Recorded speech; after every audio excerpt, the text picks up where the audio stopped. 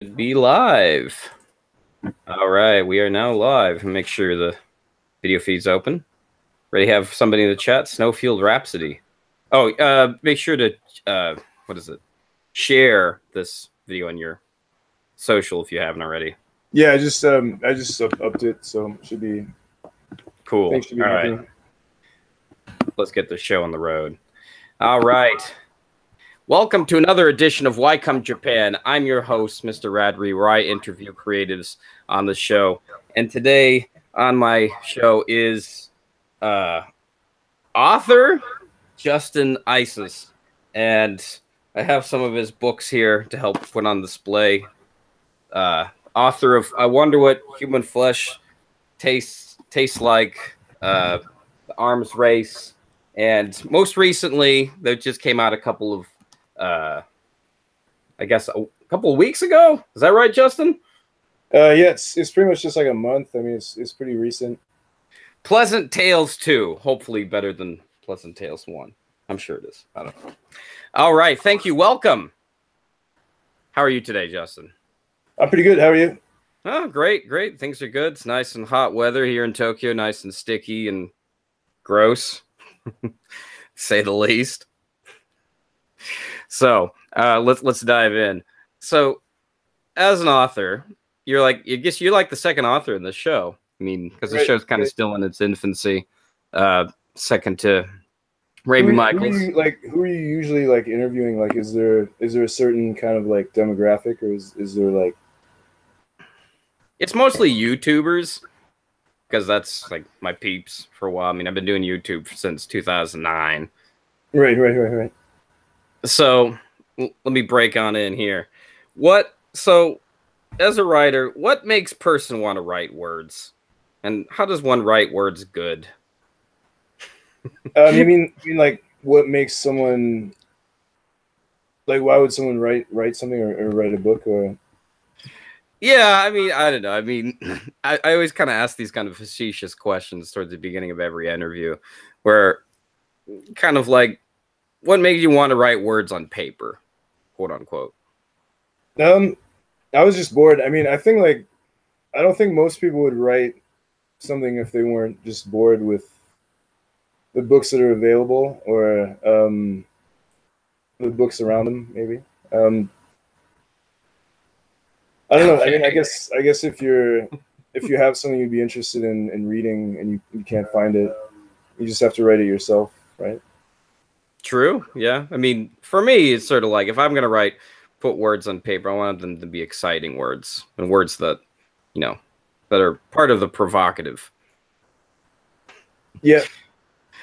Anyway, so we already got some people in the chat here. We have something from K Ninja. He's asking, when is Invariant coming out?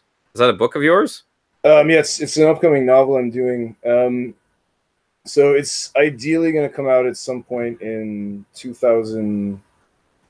Well, just next year. So I'm still about halfway through it, so it's probably going to be at least another good year or so.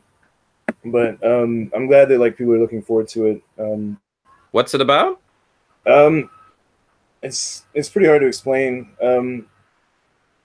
It's I guess you could call it like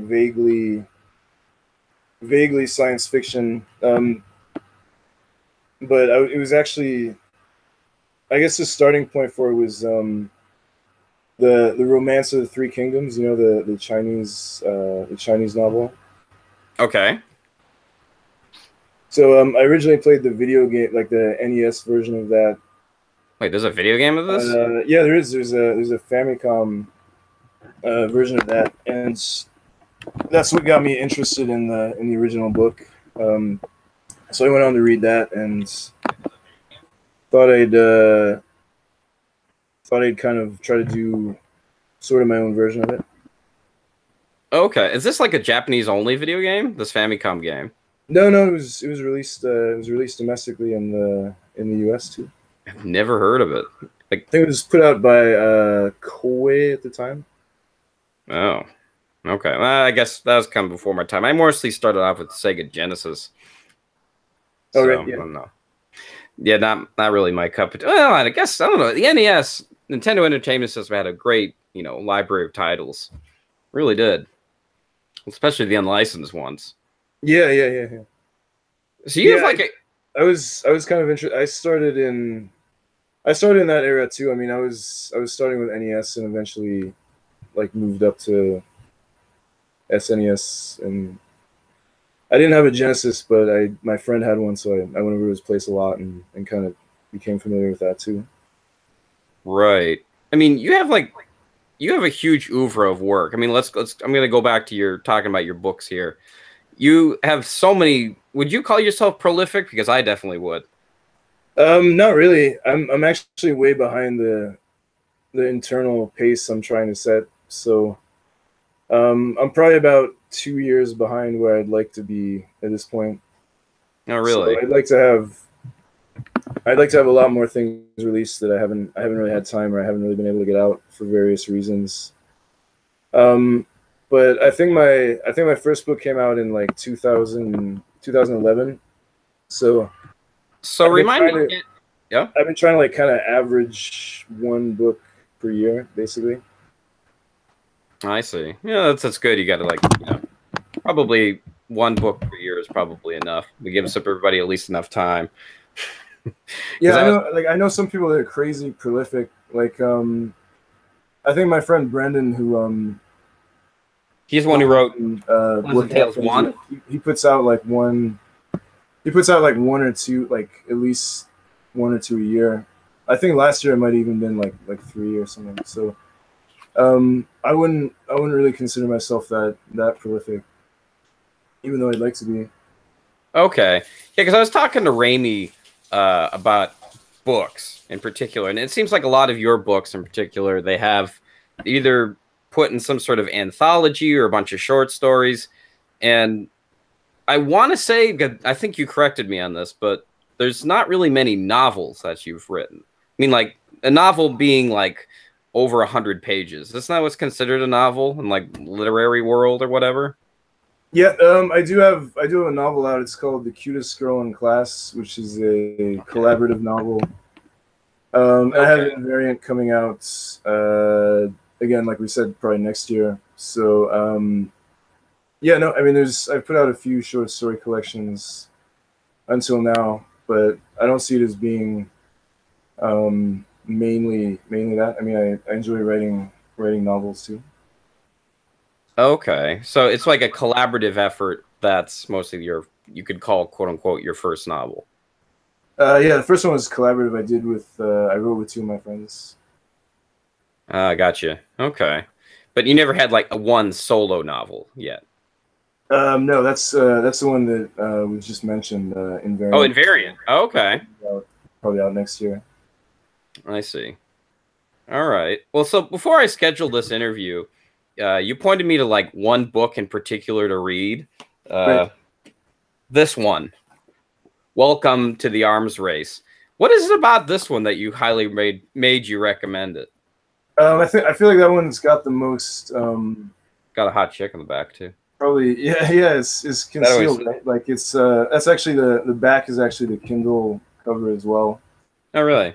Um, but I feel like that one has the most, I guess, like diversity, kind of like with style. Like I mean, it is like a short story collection, but I feel like all the styles are more different. So if you get bored with one, the next one's pretty different. Right. Like what I got from reading each of these is, uh, I wonder what human flesh tastes like. I kind of got this impression that there's like an ongoing theme in it. Can I say that? Was there an ongoing theme you shot for, or not really? I wasn't really intending there to be, but I guess there's gonna be that whether you intend it or not.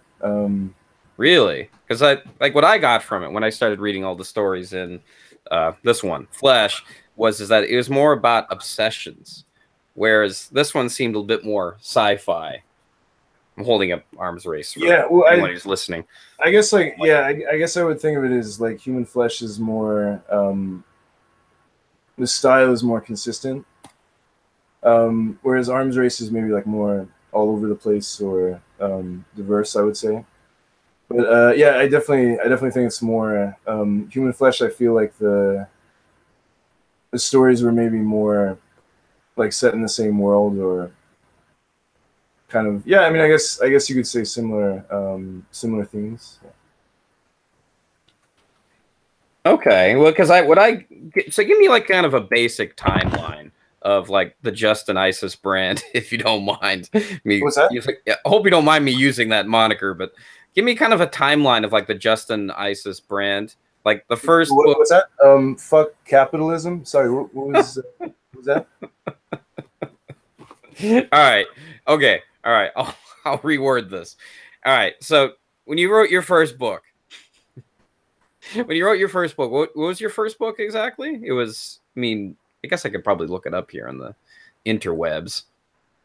Was it? Yeah, Human Flesh was the first. Oh, that was the first. Okay, that came out in 2011. Is that right? Okay, then the Arms Race came out in 2015. Yeah. Okay, I see. That gives me more of a picture of where it is. So, all right, so yeah, accompanied with this book, you sent me a bunch of websites, kind of setting up the Arms Race, right? This book in particular. Do you think like written works should have? Did I send you? Did I just send you the press page or the company page? Or I actually don't remember which ones. Let me look here. I got to check now. You sent me something about shit. I don't remember. I'm gonna have to look. Something about the manifesto, like the Neo-Decadence Manifesto. Yeah, well, that's actually for an anthology that I recently edited. Okay. Called Drowning in Beauty, that just came out. I mean, this is also another pretty recent. This came out about 2 months ago. Oh, gotcha. Gotcha. So yeah, that was I think there's about 10 or 11 contributors for that. Awesome. So that's kind of like a promotional excerpts from the stories, or kind of all of the contributors kind of giving their background to that. Okay, so I'm looking at it now. The websites you sent me, there's like a blog website here for the Neo-Decadence Present, Drowning in Beauty, Neo-Decadent Day, Decadence Day. That's the one you sent me. It's kind of like a list of manifestos written by, I'm guessing the one you, fuck, the word's escaping me now. You cooperated, co-op? Fuck, is it called? Co-wrote with Brendan Connell. Well, he did the first one, and I did the second one. But we're working like fairly closely together with it. Of the Pleasant Tales, correct? Which one's that? If you've written together like way before this one, right? That Pleasant Tales 2. Yeah, well, he did Pleasant Tales 1, which is also available, and mine is Pleasant Tales 2.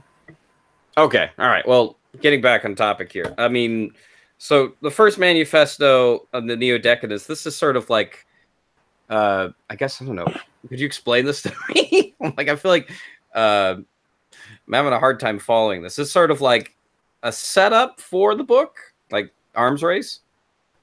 Oh no, this is for Drowning in Beauty, this anthology. Oh, just to draw you in. No, this is the manifestos are like related to this this anthology. Okay. So you're asking like what is the logic behind them, or like what is the? Yeah, no, I'm curious because like when I first saw this list of like, because I mean I'm reading this here. I should probably put this in the show notes because it's awful for an audio show talking about something nobody can see. You could probably have it like pop up or something, right? Yeah, I'll just throw that in there. You wrote the second manifesto of the Neo-Decadence, published Tuesday, January 10th, 2017. And this seems kind of like a list of rules. Can I call it that? Oh yeah, certainly. I mean, that's generally what manifestos are. I mean, they're sort of like, I guess you could say like parameters or like axioms or something, to kind of establish what you're setting out to do. Right, exactly. This kind of really reminded me of Dog Me 95. Do you know what that is? Yeah, it's the was it Von Trier, right? Yeah, it's Von Trier, which nobody really talks about anymore. Probably because those rules are next to impossible Well, I think he to was. follow. I mean, like, I think he was just doing it for a very specific period of time. Like, wasn't I don't I mean, I don't really know much about his films, but I get the impression that he was just doing that for like a certain period of time, like not. Um, I'm not super clear with the background behind it, but I think that or at least my take on it is that um, it was only for a certain period of time that he was, and a certain group of people, I guess, maybe collaborators or whoever signed on to do that, they would then use those parameters with whatever they were making. So I guess the idea is kind of similar with neo decadence. It's not saying that we have to do that for everything we write, but at least for that project, I mean, we're trying to establish certain kind of like shared parameters or kind of axioms, I guess you could say. For it. Okay. I mean, do you think there's like a certain kind of beauty in terms of like following this said like a set structure that you set up for yourself? Like a limitation in a way? Yeah, certainly. I mean, I guess you could look at it as like constraints or um, yeah, I mean limitations. You could look at it as. Uh, I feel like with writing and maybe with filmmaking too, like people often do work better or come up with more like surprising things if they do have some kind of like limitation or um, some kind of like set parameters in advance or constraints, I guess you could say. Right. So this manifesto, this is only this does this go for all your stories or just basically the arms race book? I would probably apply it to most of my writing. I mean, obviously, there's some things that kind of fall outside of it, but I would probably say it applies to like most of my fiction that I've done so far. I see. So, like a lot of these stories that I've read, like I mean, I mentioned before the how arms race and how, I wonder what human flesh tastes like, and even Pleasant Tales. That they're all these, they're kind of these great kind of compilations of just short stories. Uh, and like you said, you're making a novel, your own solo novel, sometime soon. Uh, are you against the idea of how stories are supposed to be structured to fit in, like the more typical form of what makes a novel? And what I mean by that is like uh are you against like what people say what should make a story and what should not make a story? I'm guessing that just from the manifesto reading that alone, that's what I gather anyway. Can you be a bit more like specific, maybe? Or Yeah, no, it's fine. I mean, that's kind of a complex question. I'm just kind of throwing word salad at you. uh no, what I mean by that is you purple chickens incubate cuboid ideas, so it's all cute good. cuboid ideas with Donald Trump's underwear. All right. Okay, where are we going with this? Oh, yeah, I know I remember where I was going with this. Yeah, so what is your general perception of like the way a story should be structured? I guess Um, that's my question. I don't really see there's any limitations on it. I do Okay. I do generally think in terms of top down structures, you could say, or maybe like overarching structures. So I usually have a fairly clear idea of like how something is going to be structured before I write it. I mean, I guess like there's maybe I guess some people just kind of like sit down and type out whatever and they just kind of let it naturally take shape. But I usually start with a fairly predetermined structure and then kind of just flesh it out or like fill it out from there. What is that predetermined structure?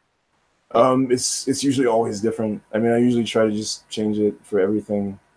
I don't really like to like repeat myself that much. So I Mhm. also get bored very easily. So if I feel like I've like successfully or done something, I'll usually try to like break it or change it next time so I don't repeat.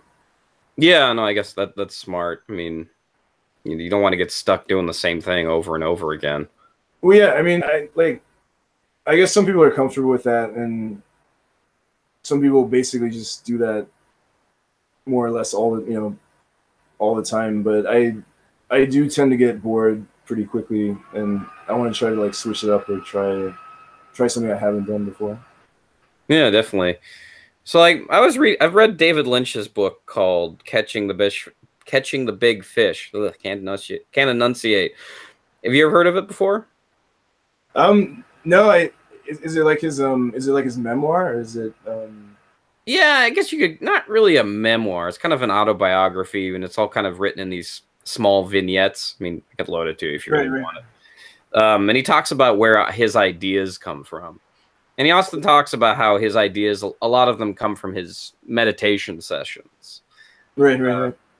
Where would you say your ideas generally come from? Because I mean, reading these books, I mean, you definitely have ideas.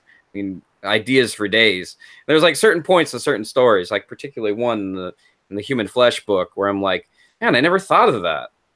Like, I mean, I could talk about it here in like a little bit, but Oh yeah, sure. I do try to like consume a fair amount of media. I mean, I read like I do read a lot, and um try to keep up with things. So I feel like I'm usually just at some level like sort of like reacting to things I'm reading. Like I usually get most of my ideas from um or at least a lot of them from just from reading other books. So there's a certain element of that. Um and kind of like we were just talking about with the structures, I mean, a lot of the time I'll read something and I'll kind of be aware of the way it's structured, the way it's written. And I'll think, well, like, what if you changed this a certain way, or like, what if you kind of like fucked it up or did something different with it? So certainly, like consuming a lot of content is one way to get ideas I would recommend. Um, I guess you could kind of tie this back to what I mean. I think at the beginning you said like, well, what like how do you write good, or like how do you write words? What's the ways to write words good? I think the way to start is just like just steal them basically. You know, like go on. Are you familiar with like Project Gutenberg? Do you know what that is? Sounds familiar. Refresh my memory. Well, it's sort of like it's sort of like Google Books before Google Books. So it's sort of like a repository of if I remember right, like exclusively public domain books. So basically just books that are no longer copyrighted. So you can just go on there and read them for free, or sample them for free. You can basically do whatever you want with them, right? Right. And I think the book you were just holding up earlier, Pleasant Tales. That's like a lot of the stories in that actually did begin with just like sampling texts, like cutting out about like 60% of a story, and then just changing it, or fucking around with it until it was more interesting. So I would say like plagiarism is your friend, basically. Like just steal things, sample them if you can, if you're running out of ideas. You can usually get something interesting by just changing something that probably no one was really doing that much with anyway. So. Right. Okay. I gotta ask, because I was reading this book all today, and there are certain points of that just had me laughing out loud, and I'm like wondering, was Justice Post trying to be funny here, or is he trying to be serious? I'm guessing it was probably to be facetious. Am I right? Which ones are you talking about? Pleasant Tales too. Which stories? Let me dive in here. There's a lot of short stories and short stories. There's several of them. Like I just started laughing. Like people are looking at me like, why is he laughing at a book?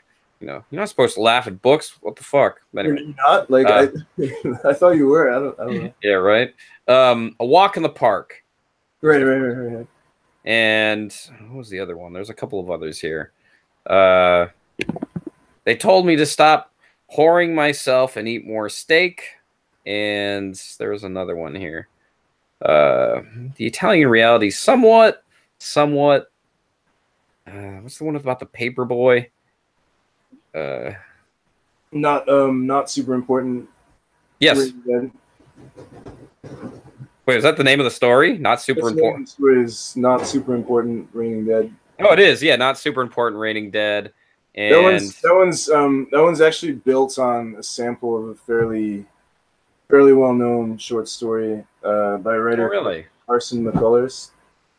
So I was reading her story and I thought, well, this is kind of boring. So I literally just copied it into an open Word document and just started like changing it. Interesting. And I kept coming back to it for maybe like 5 to 10 years, and I would just change something every now and then when I remembered it. So I think I started that in like 2007 or something, and then just finished it for this book. Okay. Like another one I really liked was the semicolon one, the unsaleable value of human dignity. Right. Where it's all just one sentence. Yeah.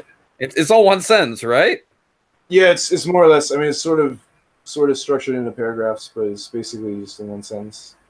I don't know. I thought it was great. I mean, particularly, I mean, going back to one of the first stories in the book, A Walk in the Park, where I guess I don't want to spoil it, but I don't really believe in spoilers. Just all right, where like it goes from like a walk in the park to indulgence in self-help and self-improvement to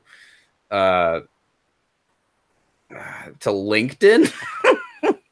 Yeah, well, I wanted like I think with that one I would usually like write down phrases that I would hear. Like I would hear some kind of phrase like, you know, like toxic masculinity or something.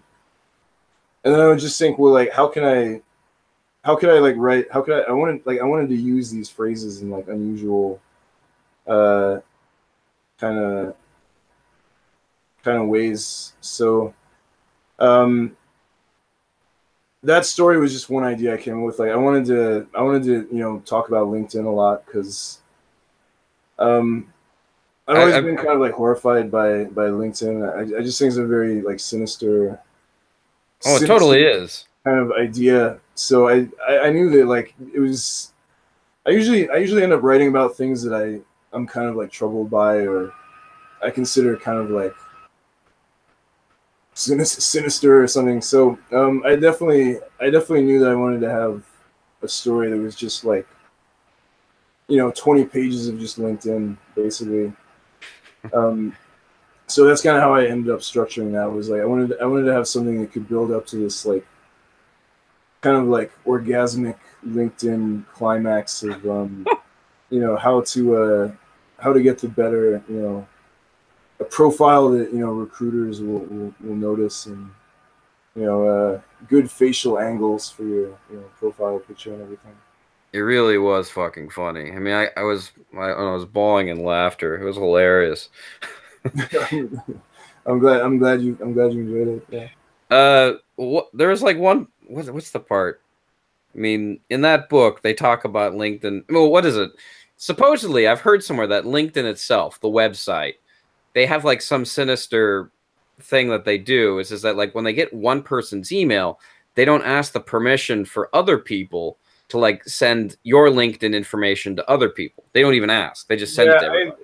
I wouldn't be surprised. I mean, I think we're kind of living in this like kind of post, you know, privacy age. So I wouldn't be surprised. I mean, I spend a lot of time in the spam folder of my email too, because there's a lot of good ideas. I think it was actually Brendan Connell who said like the best ideas for fiction come from the spam folder. And it's just like there's a lot in there. You know, there's, you know, like you know, extraterrestrial Viagra from Thailand, and you got weight loss plans, and you know there's a lot of stuff there. So I wouldn't be surprised. I mean, I do get a lot of like spam email, so I think there's probably something to be said for that. Maybe it's from LinkedIn. I don't know. Okay, right, because I was reading Walk in the Park and reading that, and I was thinking, what is this viral marketing Justin's trying to do here?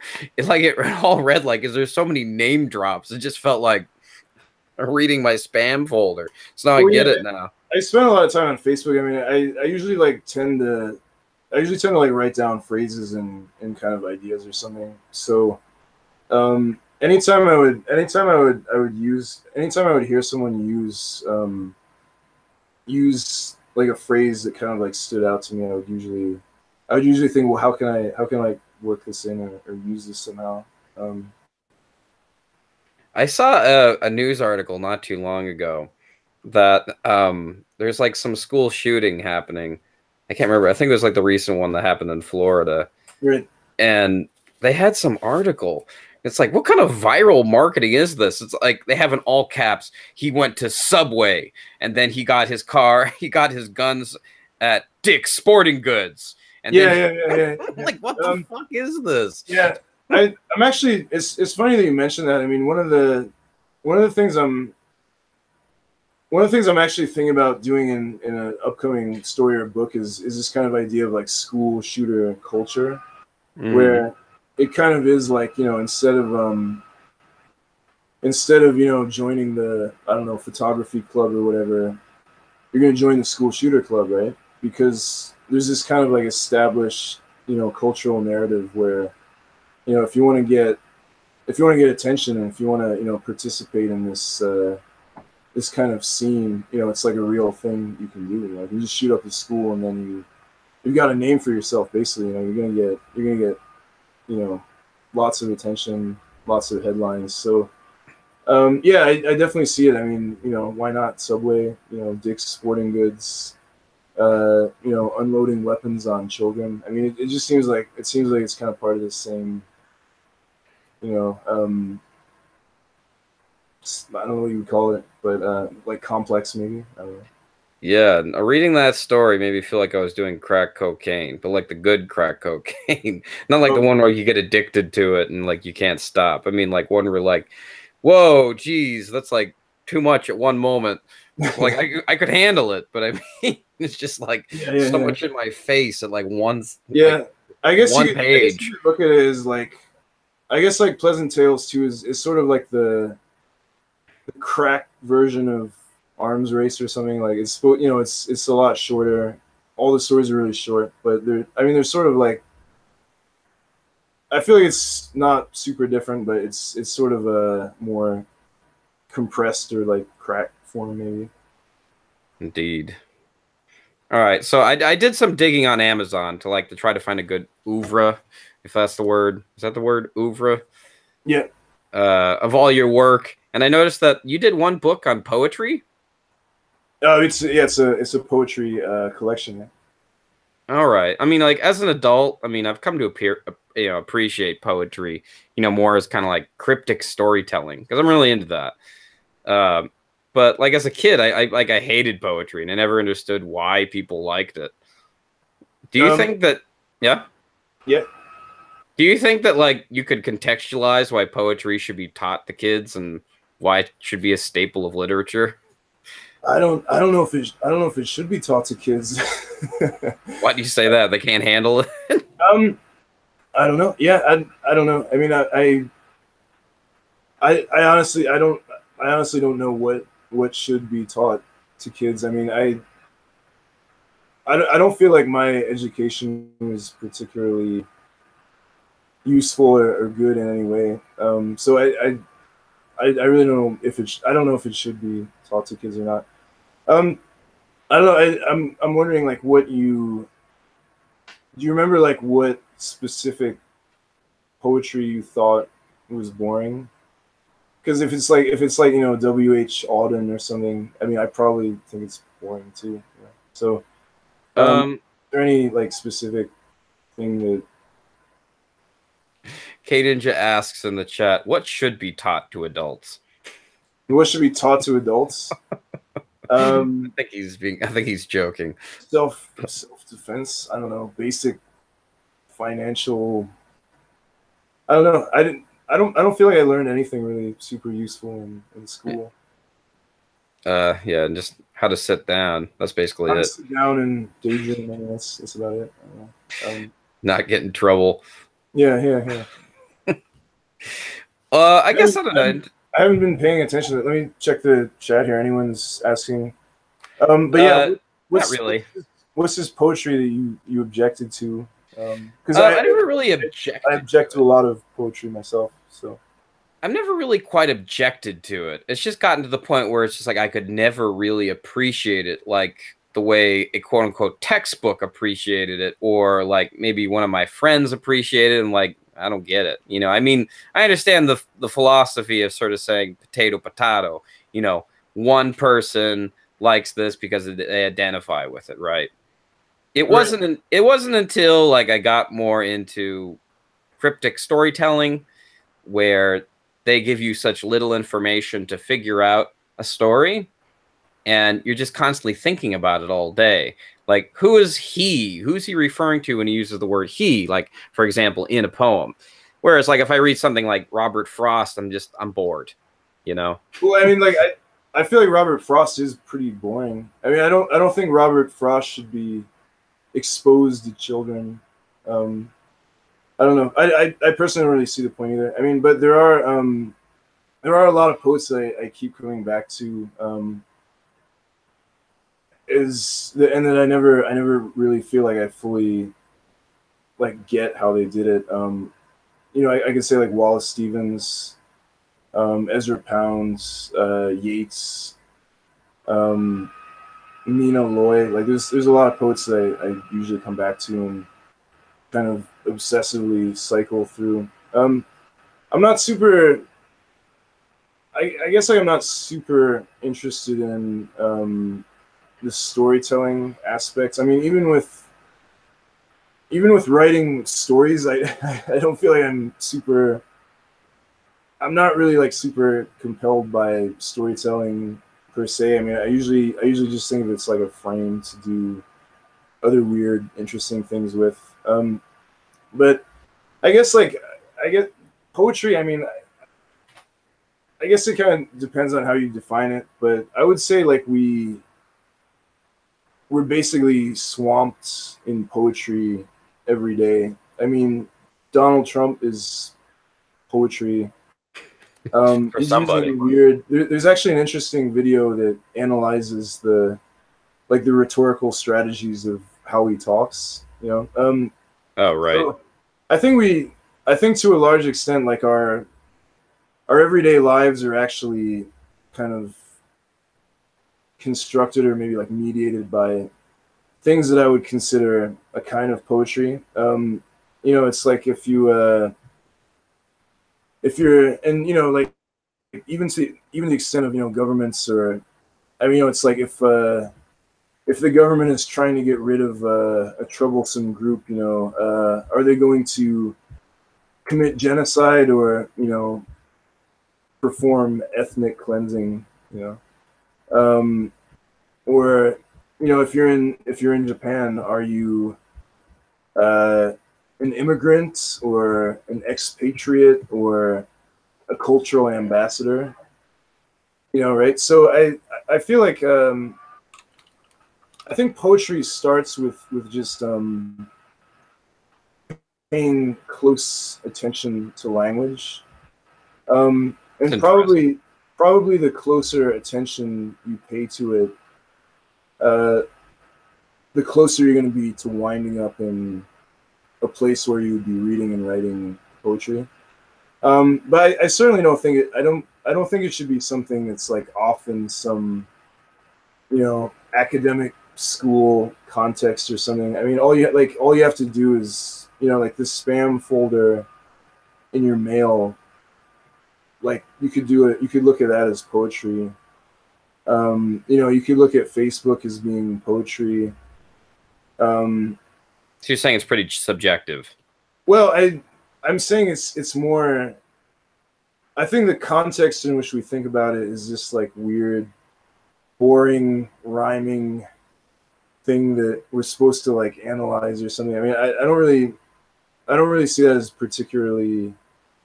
Um, I don't really think that should be taught to children because I mean, you know, if it's not, you know, just let them. Um, well, like look at, I mean, the most popular music, you know, hip hop for the past 30 years is poetry, right? So, um, I don't really see it as being, I don't really see it as being separate from these things around us every day. And I think the reason to kind of be interested in or pay attention to it is if you're not paying close attention to the language that's going on around you, um, it's probably gonna slip past you. And I I'm kind of suspicious of a lot of the language that gets used because if you let people slip language past you without really looking at it, then you probably are gonna eventually just be like, oh yeah, it was just some, you know, just a spot of ethnic cleansing going on over there, or you know, so you know, there's ways that get language gets put to use that I do think we should be kind of suspicious of, you know. And as to why you would want to write it, I mean, well, I just think like why wouldn't you want to use it in more interesting ways than it's being used? Hmm. Interesting comment here from the chat. Ramon Alice. I'm not sure if I'm pronouncing that name right. Says, Ramon, yeah, this is Ramon, yeah. oh, you're a friend of Hey, yours. Ramon, what's up?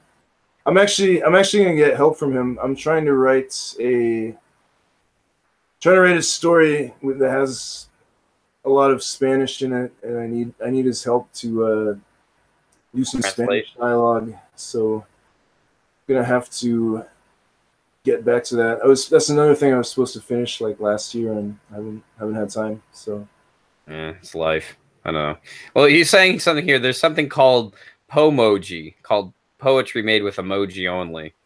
What's your opinion on that? well, I mean that's basically like hieroglyphics, right? I mean that's what the Egyptians I guess so. that's what the Egyptians were doing. I mean that's where language kind of started, is, you know, glyphs, or you know, hieroglyphs, I guess you could say.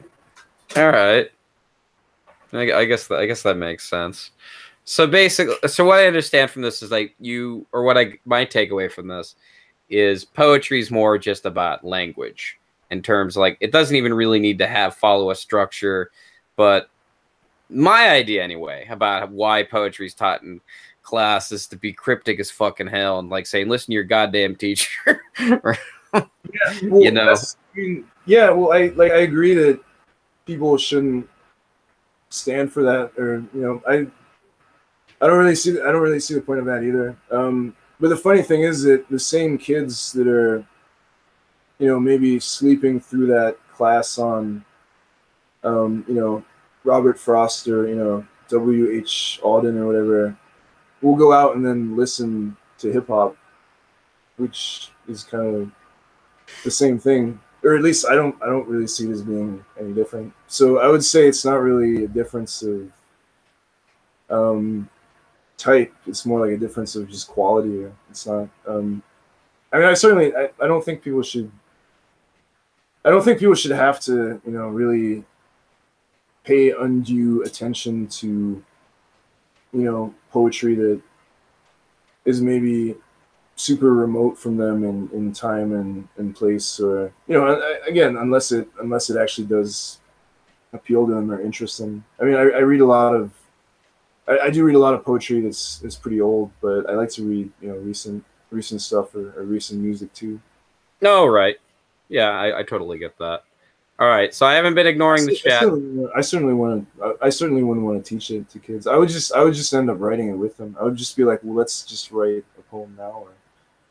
Or I wouldn't sit around, you know, trying to get them to analyze meter, or you know, metrical feet or whatever. The way I've kind of taught, because you know I'm a teacher, you know, and you know the way I've taught poetry is, imagine you take a story, and you got that story, and you ripped all the pages out of the book, and then I said, here you go, figure it out, go. Yeah, well, That's how I kind of figure. I mean, sometimes it can be fun. Sometimes. I think there's some truth to that. I mean, it's certainly you can.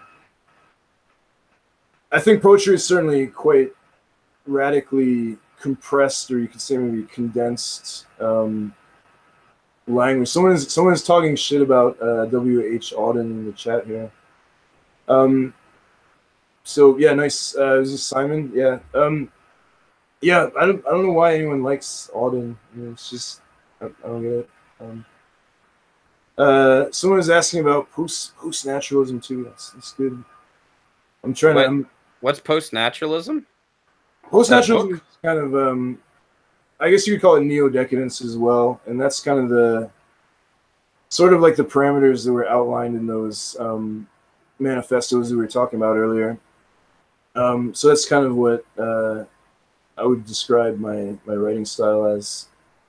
But you describe your writing style as post naturalist. Yeah. But that has kind of like a technical literary sense of because there was an earlier movement called naturalism, but we don't have to worry about that too much. All right. I'm just trying to scroll through the chat here, see what. Okay, so I could say post-naturalist author Justin Isis with us right now. Yeah, you could say that. Great. I love having monikers. Extra monikers, the better. Monikers are good, yeah. All right, so I didn't mean to skip over this person's comment. I don't. This person asked a question. Snowfield Rhapsody asks. Oh, that's my friend James. James, what's up? Yeah, okay, I'm up to him too. He says, "What's the truth of the universe you've realized through writing that you wish you could convey to your audience in your books and/or general existence?" Wow, that's a thinker.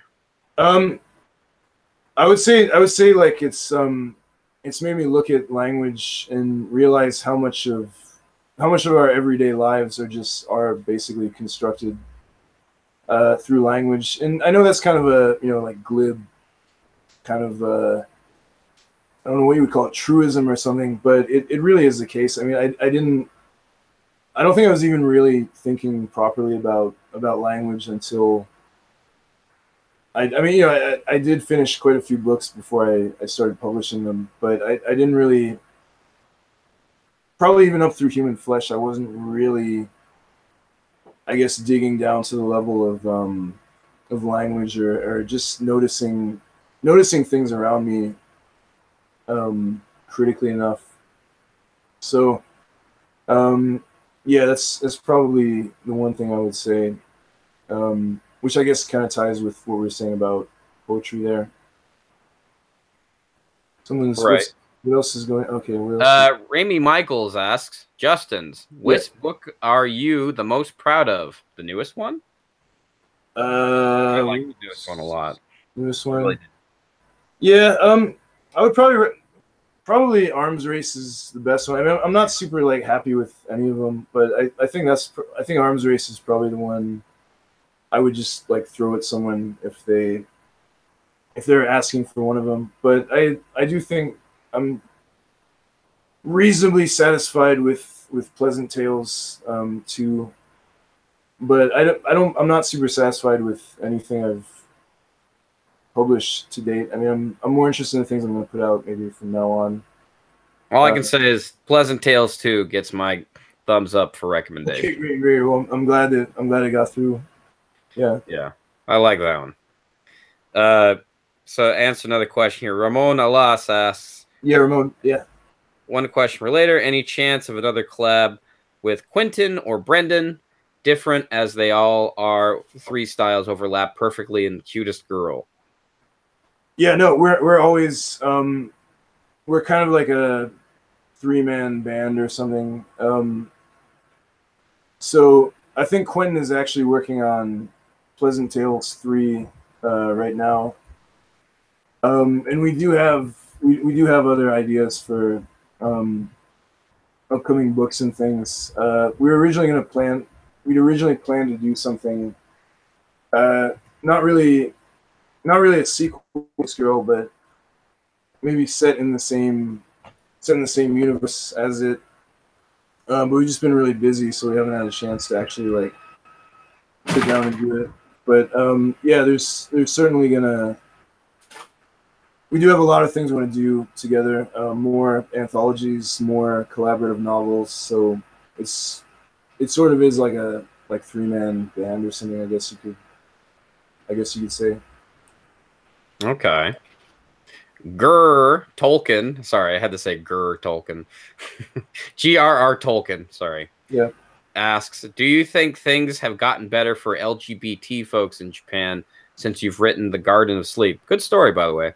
Oh, thanks. That appeared in Human Flesh. Probably not. It's always hard to know. I mean, I guess you would say like gotten better relative to what to how they were maybe 5 or 10 years ago. I don't think there's been much change. I mean, it's not very. I don't think there's really much of a. I mean, I could be wrong. I'm not super knowledgeable about this, but it's still very much, or it still seems like a very much like a underground kind of demographic, I would say, in Japan. I don't know. Do you agree? Or... About LGBT in Japan and the story? Well, just LGBT in Japan, I guess. Yeah. It seems like it's slowly being accepted. Slowly. It kind of like has to be like one of these things where other countries are kind of like doing lots of it, and so other people kind of follow suit. At least that's what I'm seeing with growth in terms of LGBT it still in Japan. Seems fairly. I don't want to say silenced, but I wouldn't say it's gone.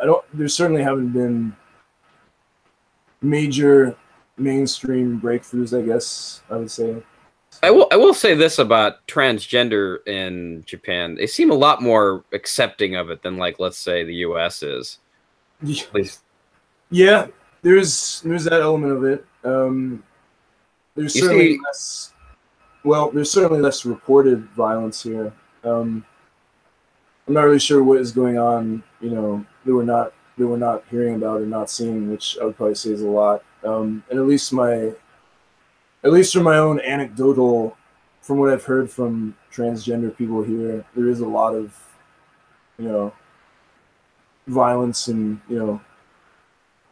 it hasn't exactly sounded like a rosy picture, but there's certainly less reported violence than we could say maybe America or somewhere like that. Indeed. Snowfield Rhapsody also asks, Max Muller's naturalism post-modern perspective? Is that a loaded question? Yeah, well, I guess like I don't know about Max Muller, but Who's Max Muller? Post-naturalism is kind of like referring to Emile Zola and I would say a lot of 19th century French writers. So it's sort of reacting to that. I see. I mean, and then K Ninja asks, what motivates you to write? Just boredom, I would say. Just just being bored and wanting to make something. Yeah. What's his name? I thought I'd throw this in here at some point. Supposedly David Lynch really likes dead things, and he likes writing about dead things. Dead things. Oh, yeah. His movies are sort of. There's a lot of yeah. I can see that. I guess that's probably what motivates him. Like I remember hearing one conversation with him where I didn't hear it. I read it. He talked about like when you see a bruise in your arm for the first time and not know what it is. You can't really put it into, but when you put it into words and you figure out what it is scientifically, it kind of ruins the fun of looking at what that weird thing was. Yeah, well, I think that's kind of a good. I don't know if you'd call it a metaphor, analogy, or something, but it's sort of that's certainly the way that. That's certainly been my own experience of. I guess you could say artworks or books or films or music. It's often most interesting when you actually don't know what. You don't understand the context behind it. You're encountering something.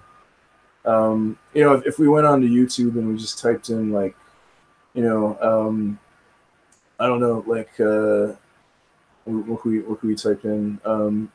You know, like Palestinian hip hop or something, or you know, if we just typed in something we don't really know much about, we would probably be able to experience something without much context. And I think after a while, if you have too much context and if you're too familiar with things, they sort of become boring. So maybe that's what Lynch was talking about. Yeah, no, yeah, I think that's what he was talking about. James Champagne asks, hope they pronounced that right. When can we expect Graham Greene tribute anthology to drop? I want to get to that too. Graham Greene is one of these Alden kind of fuckers whose books are kind of annoying. We're gonna do something with Graham Greene at some point, but have to contact people and contract them to get them on board. So I would just say stay tuned, and it'll probably come at some point. Sounds like you have a lot of books that you've got in the back burner there. There's a lot of ideas. I mean, there's too many to like even. There's a neo-decadent cookbook that's coming out. There's a lot of ideas that we haven't had time to get to actually follow through, but they will be released at some point.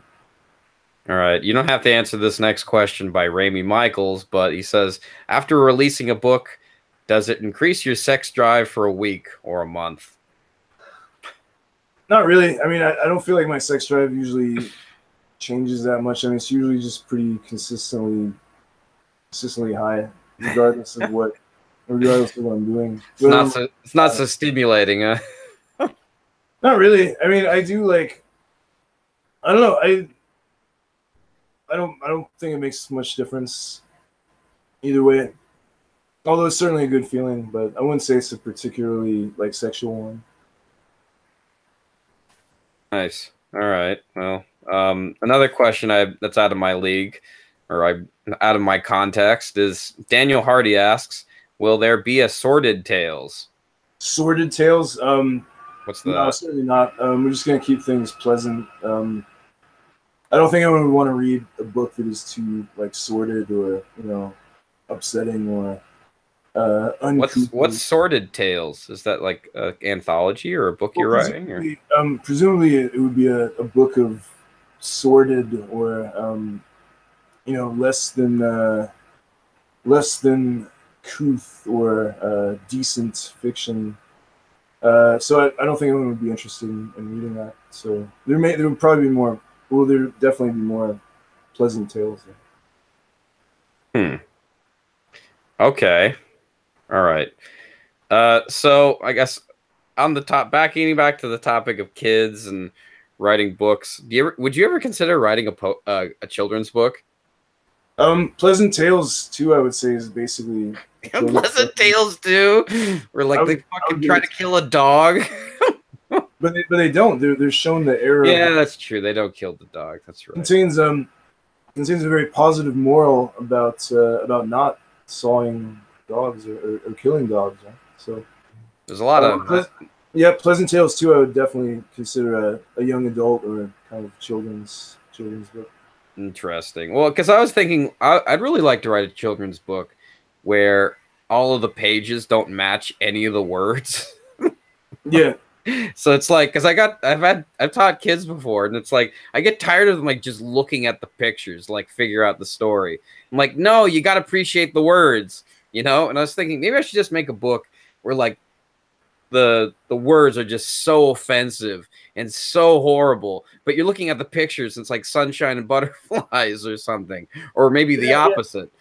Well, you could have some kind of juxtaposition like that. That's the kind of thing that interests me about we could say like graphic novels or comics or I guess even manga, is having some kind of disjunction between the images and the words. So. Yeah, indeed. Like another friend of mine, he made another book called I can't remember the exact name, but it was called Mr. Tanaka versus Japan. Or like Ken Tanaka versus Japan or something. Not Ken Tanaka, help me find parents different. Just a made-up character named Ken Tanaka. Kind of this Michael Douglas falling down type here in Japan. Right. And it started off as something really tiny. Like there's this big, tall, angry Japanese man who's on the verge of like, you know, losing it. And who's right next to like Tokyo Tower, like juxtaposed. And it's a very simple drawing. But further into the story, it gets even more and more and more detailed. Like, and it just gets bigger and like more explanations, bigger like drawings, all this extra stuff. Right. Yeah, yeah, that's another way you could take it. Yeah. One is saying Brendan Connell did Unpleasant Tales already. That's sort of where Pleasant Tales originally came from.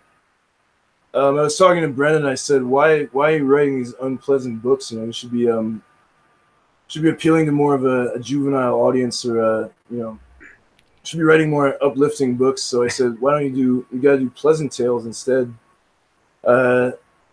Because people probably don't want to read, you know, unpleasant or sordid books. So that's kind of the genesis of the original Pleasant Tales. So. Indeed. All right. So a friend of the show, Chris Carlier, you know, our friend, mutual friend, he told me that the movie Raw, the French film, horror film, is scarily close to like one of your stories in this book. I Wonder What Human Flesh Tastes Like. Right. Which story are you talking about? I think he's referring to the one, like the title story. Which I mean, because you repeat the story like 3 times in here. You have I Wonder What Human Flesh Tastes Like, eggshell, unauthorized book cover. Yeah. And then you have I Wonder What Human Flesh Tastes Like, and then you have I Wonder What Human Flesh Tastes Like, etc. Right. Is it based on all of them, or one of them, or I haven't actually seen this film, so I'm kind of just talking out my ass here. But at least from what I've read about it, and it sounds like the idea of a female character who starts out as a vegetarian and then starts eating meat and eventually becomes interested in cannibalism. That's the idea behind the story in the book, and that seems to be quite close to the premise of the movie, at least from what I've read about it. I mean, again, I haven't seen the film, so it could be pretty different. But okay, that's I Wonder What Human Flesh Tastes Like, etc. Yeah, that's right. Yeah. Great story, by the way. I like that one as well. Yeah. Yeah. I don't know. Have you seen the film? Or? I have not seen it. Yeah. Some people seem to really like it, so I guess I'll check it out. I heard good things about it. I don't know. I mean, I'm not super bothered by it. I mean, it's, you know, people are gonna eventually hit on some of the same ideas sooner or later. I'm happy that I can say I got there first if it is similar, but other than that, like, I'm not super like concerned with it. Right. Okay. All right. So going to your other book here, Welcome to the Welcome to the Arms Race. Excuse me. I'm not good on words. It's 11 o'clock, you know, and I just got out of work and I'm always tired by this point. Need some Red Bull and coffee at the same time. Yeah, exactly. Over ice. Yeah, particularly on a hot day like today. So I've been reading this book, and I've had the hardest time, I don't know, trying to figure out what certain stories are about. So I'd like to think I'm pretty sharp with understanding stories in general. I don't know, maybe I'm dyslexic or something, but I'd be lying if there was like a bunch of stories here I just completely didn't understand. Okay. Which ones do you think you like didn't? There's just, I don't know. I mean, I don't mean to be rude, but there's just so many of them I didn't like. What's going on? You know? Right. So this being said, I'm not trying to, you know, bash your work here or anything. My question is, as a joke, do you ever think you'd make cliff notes for some of your stories? And I guess for some context, I don't know if they have cliff notes and for like our international viewers. Cliff Notes used to be a series of books that kids, like particularly young adults, would get about classic books that would explain all the meanings of the books, like all the symbolism and everything. Right. I don't know. I'm not really like a super fan of like explanations for things in the sense of like it's kind of like we were talking about earlier with context, I guess. Like I'm usually more interested, or I guess you could say like compelled by things that I sort of don't fully understand. And um, a lot of the things that are like a lot of the books, or we could say, I guess just art in general that I keep coming back to is usually it usually is the things where I don't feel like I completely grasp it, or I either don't understand how it was produced or how it was made, or I don't fully I feel like I don't fully understand it, or there's always like more to come back to. So um, I I usually I usually probably would resist trying to I mean I could break things down, I guess, but I don't think you really need to super get everything or feel like you do to appreciate it or to enjoy it. Right. You don't want to be writing Da Vinci Code here or whatever. Yeah.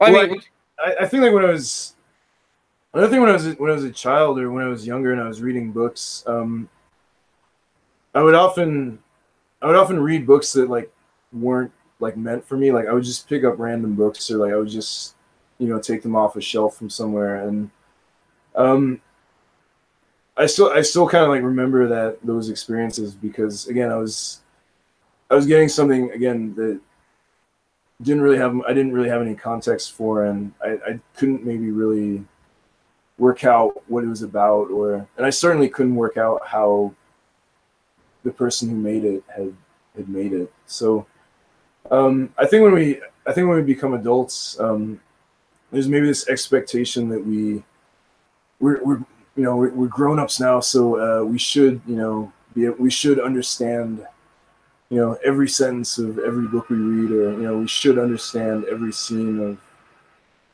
every movie we watch, right? And I think that's kind of I don't think I would agree with that. I think that is kind of a recipe for pretty boring books or pretty boring movies. Like, I don't think we should have to feel like we have to have an explanation. have to have a complete explanation. I mean, I think there's, I think we always have some means of making sense of something, but there's always, or at least a lot of the time, there's going to be that missing components or missing context that I don't think we really need to appreciate it. Okay, so you'd never like write one of your books. I write a cliff note for one of your books as a joke, even. Maybe if I was getting paid, or something, if someone offered to pay for it. I mean, like for example, the three stories in I Wonder What Human Flesh Tastes Like. Like, I was wondering, like, are these three stories with like the same theme, or is this Justin making fun of his other stories? But using the same theme. Yeah, I mean, I don't think there's any real deeper meaning. I mean, I just thought, well, like, why not just have, 2 or 3 stories with the same title? I mean, I changed the titles a little bit, but I was originally just gonna have them have the exact same title. I'm glad you changed it. I might do that. I was thinking, I mean, there's another book I'm working on at the moment that's also like a story collection, and I was thinking of doing it with that, of just having multiple stories that just have the same title, and just for the hell of it. But I don't think there's any, at least with Human Flesh, I don't think there's any super like thematic symbolism or whatever behind it. I mean, it just is what it is. That's true. I mean, I got some stuff out of it. I mean, I imagine there's some like dramatic symbolism I could probably derive from it, but well, sure, yeah. I'm gonna leave it at that. I'm not gonna, write some cliff notes on it, unless it's my own work and making fun of myself. Then I would definitely do it. Yeah. But all right, so another writer, Kurt Vonnegut, rated all of his stories near the end of his career. I'm not saying that you're at the end of your career, but I mean, because you got so much stuff still coming out. But I'm imagining you have a pretty strong opinion about your work. So how would you rank your books if you had to like rank them on a scale?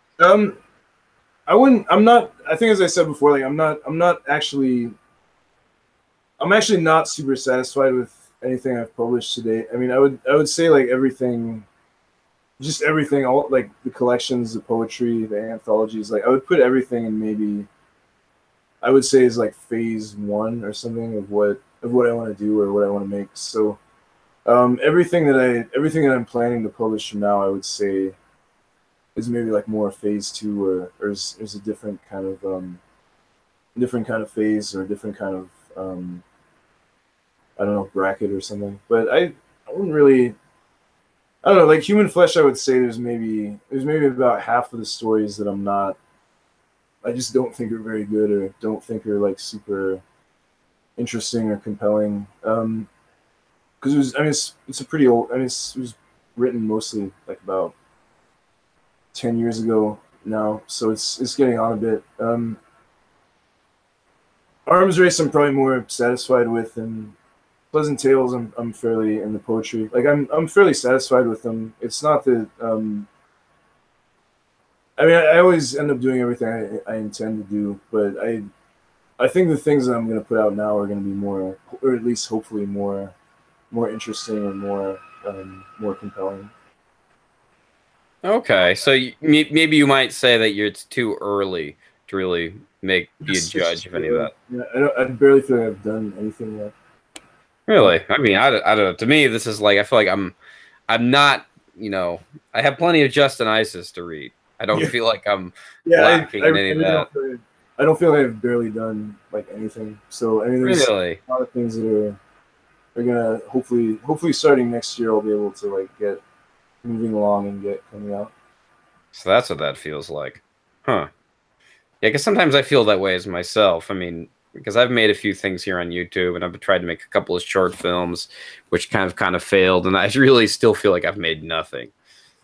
Yeah, I mean it's I feel like you're always creating something or you're always making something, but you don't really maybe get perspective on it till later. So um, I try not to look at anything as being like a failure or something. As long as you completed it, then I wouldn't really consider it a failure. But um, or at least for me, my perspective usually changes later on, and I I usually end up feeling like the next thing I'm doing is going to be more interesting or more compelling. All right. Well, finally, I mean, since the show's called Why Come Japan, I have to crowbar in, something about Japan here. This being said, what parts of Japanese culture in particular do you feel as has a strong presence in your work? Japanese culture. Well, I enjoy setting things in Japan and writing about Japan. And there's the third story collection or the third. Well, I guess it'd be fourth now, but it's a collection I've been working on for a while, and it's also set kind of similar to Human Flesh, like it's also set entirely in Japan. Um, so yeah, I think there should be more. I feel like people writing about different countries is people who are not from a country usually come in with I find an interesting perspective on that country, and they're maybe going to notice things that people who grew up there didn't notice or don't notice as much. So yeah, I intend to keep writing stories set in Japan and keep setting things in Japan. Okay, basically, it's just kind of like it's easy to write about because it's right there. Yeah. Okay, I can get that. I don't know. There's a lot of things that interest me about it. I mean, I am pretty interested in Japanese literature, or at least certain portions of it. I don't know if I would say all of it interests me, but certainly a lot of it does. True. So, would you say a lot of it, like in your work, is kind of expressed like I want to say like I guess literary osmosis, or is it more like when you have a story, you're like I need to give this one more of an edge. I'm going to make it in Japan. Well, how do you mean give it an edge? Like, Well, because sometimes I feel like sometimes people or writers or creators of some kind, maybe they kind of use Japan as like maybe they want that as a setting, or they kind of like they set up everything with everything always taking in Japan. Where versus something where you start writing and you're like, oh, well, this is obviously taking place in Japan. It has Japanese characters and Japanese themes, and I did not intend for this at all. yeah, I think like I tried to make it very much almost incidental at first. Like when I was writing Human Flesh, like I didn't want to have it be like a specifically Japanese book in the sense of um, making a big spectacle of Japan or the culture. And I guess maybe kind of ironically, like the book I'm working on now, I would say is actually much more specifically Japanese in certain ways, but it's probably things that most people would not consider particularly, I don't know, like exotic or um, edgy or whatever. I mean, a lot of it is very kind of almost like minor things that people uh, wouldn't think to put forward. Okay, I get you. So I've been having a kind of back and forth here with a friend of the show, Ramy Michaels, and Is this in the chat? Is it what's is in the happening? chat. What's happening He, in the chat here? I had a little hard time understanding the context, but he says that he's talking about the scene, and I wonder what human flesh tastes like, the proper story, Yeah, um, where a dog gets drowned on purpose by a chick in the toilet in the stall of a park restroom. And I was asking for a little more context, and then he says, I stated the question. He says, you're not interested in writing anything uncouth, but my question is, isn't that uncouth?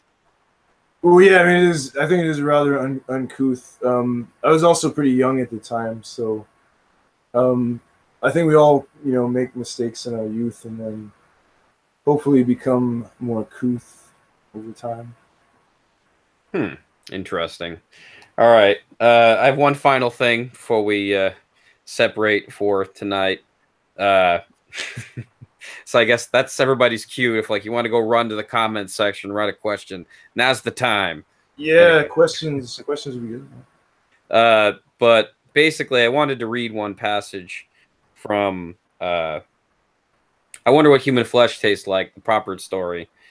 Um, not etc. or eggshell book cover, unauthorized eggshell book cover. Uh, I couldn't find it. Shoot, hold on. I guess I got to find it here. Let me see if um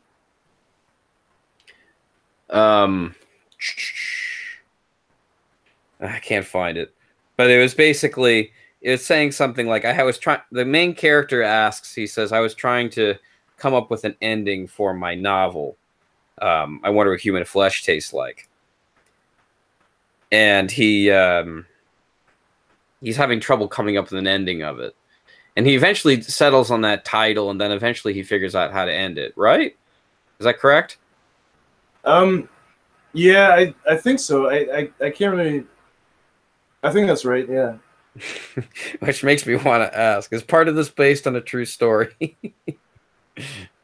Which one? Oh, the human flesh's story, or Yeah, the human. I wonder what human. Oh, I'm looking at the wrong one. That's why. I wonder what human flesh tastes like. The proper story. no, I don't think that one was based on. I think that was. I don't think that one was based on anything. Because Too. I got some real surrealist vibes from reading it. Yeah, Like kind of this Kurt Vonnegut like breaking universes kind of feel to it. yeah. I don't think it was. I wouldn't say that one's super like autobiographical or based on anything too that I experienced as much. Except maybe emotionally or something that I was feeling at the time. But some of the other stories in that book are more or less based on reality in certain ways. But I don't remember that one being super realistic. Right. Okay. I guess one final question now looking over this book now, because I read The Quest for Chinese People. Do you have a fascination for China? China, yeah, yeah. I've always thought it was an interesting culture and place. In fact, I wanted to return to it more and kind of keep exploring themes from that story and some upcoming things, but maybe at some point in the future. Yeah. All right. Okay. Yeah, because what I got from that is the story is basically about a man who just becomes obsessed with the culture of China, Yeah. and he can't. It's kind of this Twilight Zone-esque thing where he can't come to a decision about comprehending what China is or what it Yeah. means. Is that accurate? Can I say that? It's fairly accurate. Yeah, I mean, I guess it's one of those things where I guess it's kind of specific to China, but the idea of kind of just interest in the idea of these like weird cross cultural kind of perceiving other cultures like from the outside versus what they look like maybe from the inside, and I guess also just the idea of like cultures being these kind of like fictional or constructed assemblages or something. I mean, like I guess you could look at like a culture or a country as being kind of like a total artwork, you know, because you know it's involving everything. You know, it's involving architecture, language, you know, art. Um, so I guess if you look at cultures as being like super artworks or something, they interest me in that sense, and I'm also in the sense of I'm also interested in the sense of like what elements of cultures get considered um, like authentic or you know real versus what aspects of it are considered like inauthentic or appropriated or you know whatever term you would choose. So I think with that I think with that story I was interested. I had this idea about this story about like fake Chinese people or something or like it wasn't specifically Chinese. I mean, you know, it could have been, you know, Peruvian or, you know, Icelandic or whatever. But I wanted this idea of like some kind of like fake ethnic group or like some kind of like fake element of a country or an ethnic group. I think I used this in another book where there's like this fake Korean restaurant where All right. um, none of the proprietors are actually Korean, and none of the food is actually Korean, but it's still marketed as like a Korean restaurant. So and I'm also interested by a lot of these like issues about like cultural appropriation that are kind of gaining traction now. So I guess for me that's what that story was sort of about. To what extent is you know Chinese culture and civilization like a real thing, and in what sense does it like exist, or in what sense does any you know culture or country or group of people exist? Is it you know is it a process or is it this like fixed you know kind of immutable thing?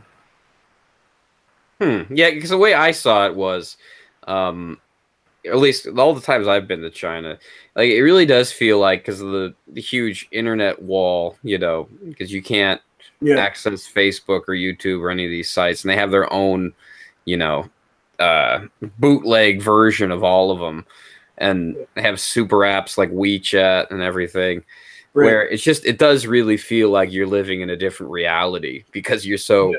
disconnected from everything else. Well, that's what I mean. That's kind of what interests me most is when things you know, or you could look at something like Bollywood, like to what extent is Bollywood Hollywood, or you know, to what extent are any of these things that sort of pass out of one, cultural context into another. Where do they come from, or what kind of existence do they take on? And that's kind of the idea that really interests me. But yeah, I certainly get a lot of ideas from China and what they're doing with technology and culture and their new point system, media networking kind of stuff. Simon is asking, can one be a fake Englishman? I was hoping you'd read that one. I hope so. I mean, I certainly want to like meet them if they do exist. I was reading a story earlier today about this like there's this fake football player. Like I mean like soccer, football. I think he was in Brazil. He like in the 80s and 90s, like before there was like really stringent fact checking. I think his name was Carlos Raposo, I think his name was. I can't remember his name, but he would like join these professional football clubs because he wanted to have like the lifestyle of like a professional soccer player, right? Because it's a pretty sweet lifestyle, right? And he looked like a professional soccer player. I mean, he was tall, he was pretty well built, and he acted like one, but he couldn't play, and he never really intended to play. So his entire career became this thing of like, well, how can I get out of actually having to be on the field or on the pitch, right? So he would feign these like weird injuries, or he would get like fake phone calls. Supposedly another club was trying to get him away, right? So he would work out all these like really complicated schemes to avoid actually having to ever really play soccer while still getting paid for it and like being on the team and living this kind of lifestyle, right? And apparently like just he was popular enough that like no one really cared. Like he was just getting away with it, and he would kind of like drift around from team to team, and everyone liked him, so he was a legit fake soccer player, right? So yeah, I hope there's fake Englishmen and fake You'd be interested to know more about him, is that right? Yeah, certainly. Are you familiar with the show Nathan For You? Nathan For You? No, I don't think so. You might like it. It's a show about this Jewish Canadian guy who tries to help out small businesses, but doing everything unethically to make sure that their business succeeds. Right. Like I'd say 80, like 90%, maybe even higher than that, like 95% of everything he does is just fakery. And he's really good at it. It's hilarious. Yeah. I think that kind of mirrors my, again, getting back to like what we were saying about, childhood encounters with art or with really any kind of context or anything in like the adult world. I mean, I think people often are uncertain where that line is between, faking something and actually doing it. Like where is the actual line between, faking something and legitimately doing it, or is there a line? I mean, that's something that K Ninja is asking, are you a big fan of ultra distorted pulsating vibrations, or are you more of a fire and explosions kind of fellow? I would probably say both at the same time, but with periodic fire and explosions. Snowfield Rhapsody asks, thoughts on Black Mirror? Yeah, it's good. It's a good show. This is a good show. I like the one about the dogs. What was that? Metalhead? I don't think I've seen the last one. I mean, I saw like the first couple seasons, but I haven't seen the last one. Ramy Michaels asked, I guess this is the last question here, is Ramy Michaels asked, Justin, what are some of your favorite novelists? This is such an interview question. Like when somebody doesn't have like questions asked. Yeah, I hate answering this. I mean, I like people, men who write stuff with words. I would like Mishima, Flaubert, Joyce. You like Joyce? You like James Joyce? I've always had trouble getting through him. Yeah, there's a lot there. I mean, that's kind of there's a lot to come back to. Juna Barnes, Rob Grier. I don't know. I never know how to answer this, like, because I feel like it just changes constantly, and yeah, right. I don't have like super. I don't feel like I have super touchstones with writers that I just always stick to. So I see very tentative. That's it. Yeah, I mean, usually when it comes to writers, you just kind of use them as like as your etch a sketch. You know, like you just kind of use it as like your background image to like draw over it. Well, yeah, certainly. I mean, and that's the way you should use them. I mean, that's one of the things that one of the reasons I prefer writing and maybe books to like films or something is that there is that element of it feels like you're more of a participant, or you're more actively engaging with things, whereas I feel like with film or something, you're just put into this kind of spectator role more. But yeah, that's certainly the attitude I would take to books or to writers, is just use them, or get whatever you want out of them without feeling like you need to respect it too much or commit to it too much. Indeed. All right, Justin, anything you want to say before we go? Not really. I mean, not if there's any other questions, or if that's it, then good to go. Any last questions before we go? Yeah. Well, I guess before we answer, there's like 11. There's 11 people in this now. Right? Who's in this? What? Who's in this? Who's in my head? It's like being John Malkovich. Who's in my head? What's going on? Exactly. All right. Well, I'll just begin with the closure, unless people write in a comment before we go our separate ways. This has been a live recording with me and Justin Isis, the author, naturalist, not postmodern. Wait, not postmodern. What was your handle again? Post-naturalist? Post-naturalist author Justin Isis, who currently resides. I think we're over postmodernism now. We're in ultramodernism. Okay, ultra-modernist writer. Well, I don't know. Postmodernism's gone a bit dad at this point. I think. Got a bit dad. Needs to turn a bit more dad. Mom. I think it's gotten on a bit. So sing. You can find any of Justin's books in the chat below, or not the chat, the description below. If I'm forgetting anything, we talked about one of his blogs and how to understand his books, but you don't really need that. You should just go read it. He writes nice stories that are subversive and make you think. So make sure you, I don't know, punch the like button, do 10 sit-ups, tell your mom that she's beautiful. What are some call to action things, Justin, we should tell the audience? Simon's saying, I'm a dad. Does that make me postmodern? Sure, why not? The answer is yes, it does. Having children makes you postmodern and makes you a grown up. So. Did you ever see that Simpsons episode where they had Mo, and he goes, "Hey man, it's postmodern. It's Po-Mo."